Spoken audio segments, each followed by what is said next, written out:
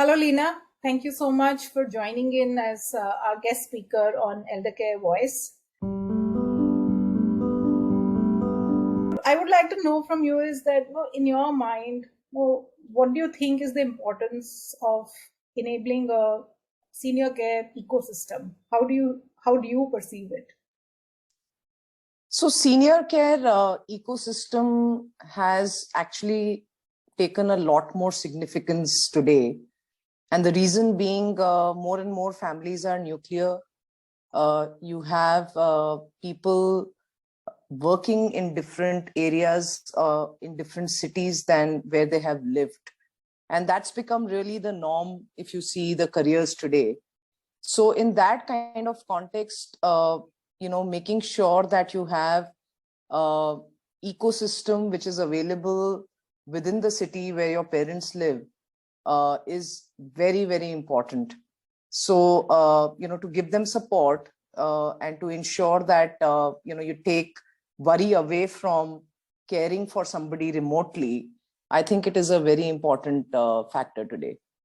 And it will continue to be more and more important as we go forward.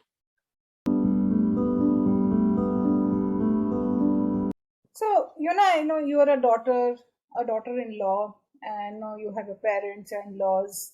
So, you've experienced firsthand. So, what emotions do they really go through when they're on their own, when their children are away, especially living in different cities? How have you seen this entire emotional journey of theirs? If I look at myself as a daughter-in-law, managing remote set of parents, it is tough. It is not an easy thing on them as well. I'll just share something very personal. When I moved to Mumbai with my family, my father-in-law had been diagnosed with cancer. It was a tough decision to even move and leave him in that state.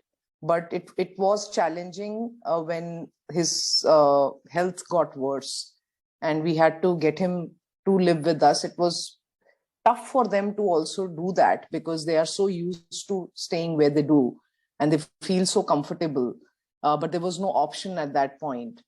When you are taking these hard decisions where parents have to move with you, it becomes very challenging because they miss that, that life that they had created around their house, and when you're looking at, like, my parents are in Delhi, I'm in Mumbai. Fortunately for them, it's they live with my uncle, aunt, so they have good ecosystem. But through COVID, it was very, very tough because, the social circle and their daily routine got upset. And that takes a toll, a different kind of toll, a different kind of stress in their minds. They don't have many people to speak with. They don't have many activities to engage with unless they are doing their daily routine activities. So that becomes a bit of a challenge as well. And especially, when somebody falls ill, it is a very tough situation to go through. For example, my mom had a cardiac issue. She didn't even want to tell me because she thought I'll get worried unnecessarily. And I was quite upset that she didn't. And I flew down to meet her. This was during peak COVID times. And, it's that kind of pressure that gets built on them so that they do not, make their children worry. And that's a tough call for them as well.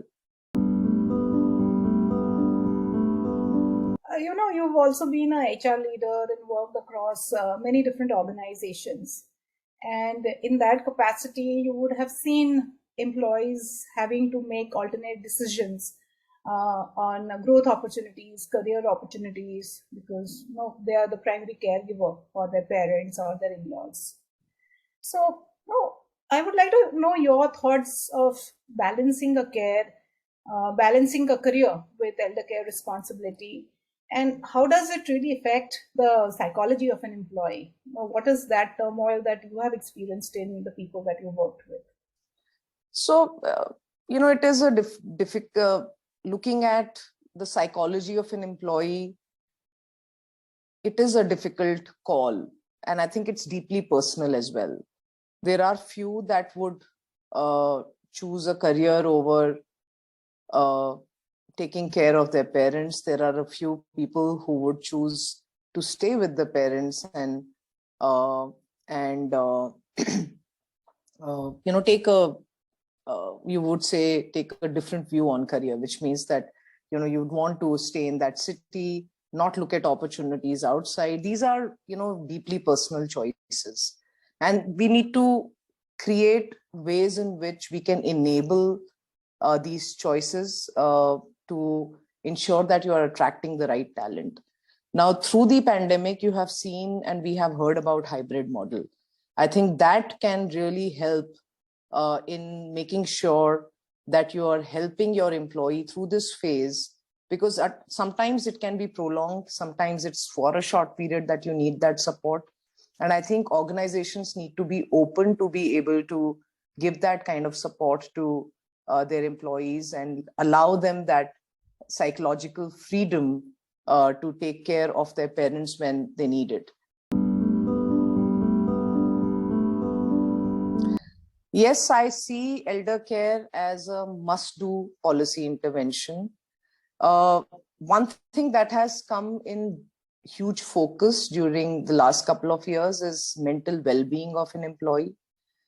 Factors, that take away from that, which would be my worry for my parents, my worry for my children, my worry for different things that I go through at home. If we can address as an organization all those factors through strong policy interventions to provide, support to our employees, I think it will really help enhance the productivity of the organization. Would you like to just share a little bit of your insights that as an HR leader, what do you think would be the ROI that the organization would expect from an intervention of this nature, where you're providing elder care services or support to your employees? So the ROI that I see coming from this intervention is nothing but a healthy mind gives you better output. And a healthy mind needs peace. And peace is only there when you don't have worry about, constant worry about your parents. So intervention like this can really help enhance that mental well-being of an individual, through which you will get better productivity. It may not be possible to calculate the ROI in real terms. It's unfortunate. A lot of the human interventions that we do as HR leaders can't always be measured. But when you see success, when you see that your employees giving their best at any given points of time, that's when you can see that, yes, this intervention has helped. And this is something so personal for people. You may not find more than 10% of the employees utilizing this facility.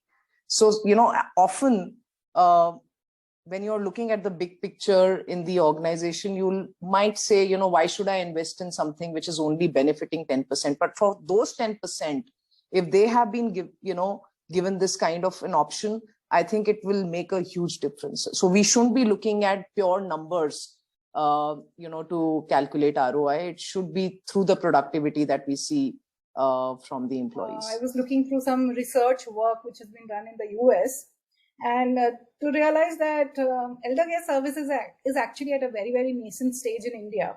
But there's been a lot of research which has been done in US, where a lot of organizations have already started providing employees with elder care support services. And they have actually seen the productivity numbers, the absenteeism, the number of leaves being taken by an employee who is a primary caregiver actually going down. So it's interesting that that our corporates in India have also started thinking on those lines. And great to hear your insights. Thank you so much for joining us today. And wish you all the best on this endeavor. It's a very important initiative, and I'm sure that organizations will lap it up. Thank you, Leena.